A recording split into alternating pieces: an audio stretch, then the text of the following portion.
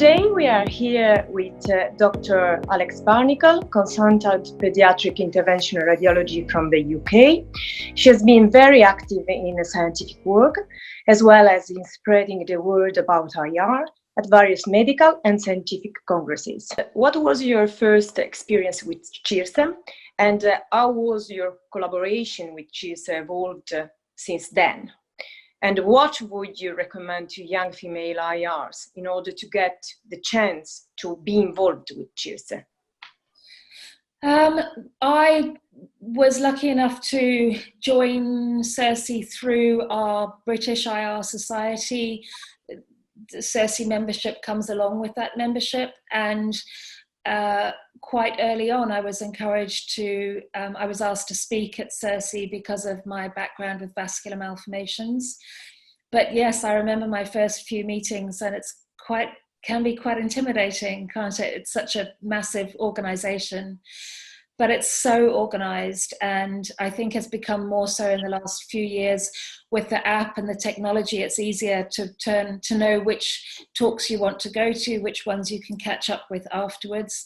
There's no excuse not to get a huge amount of learning from all that content in the 5 days. I'd also say that it's a well-known fact that women say yes less often than men when they're asked either to be on committees or to speak. And I would really encourage women, never say no, always say yes, and then think afterwards about how you could do it, or ask a friend, get some advice. But I think men say yes and then think about it afterwards, and possibly with women it's the other way around. So we should be more positive about our abilities, I think. For this year's CIRSE, you were appointed as a scientific program committee member. And can you tell us more about your role and the session Women in ER, which is planned for CIRSE 2020 Summit? Sure. It's been fantastic being on the committee. It's such an eye-opener to see a little bit about what happens in the background and how much work goes into putting a CIRSE meeting together. And I guess my role on the committee is twofold. One is just to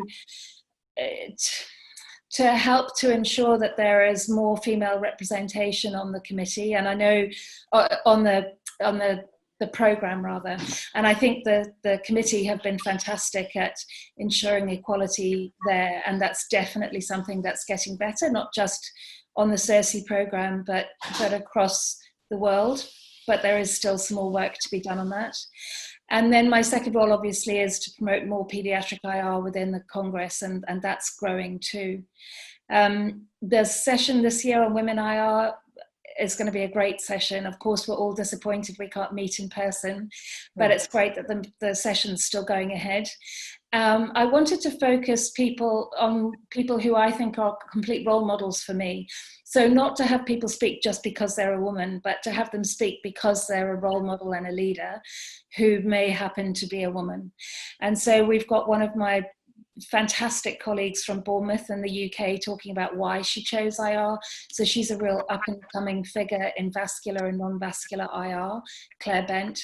Then we're honoured to have Afshin Ganji as the president of CIRSE speaking about why he thinks it's so important to have women in his department, and that a department without women is not as good. So I can't wait to hear his talk. And then we've got Maureen Coe from San Francisco and Marie-France Giraud from Montreal talking about their roles as leaders and what women can bring to that role, but just in general what the challenges are of leading a radiology department or organization and inspiring the next generation. So I think we'll have a good mix of subjects.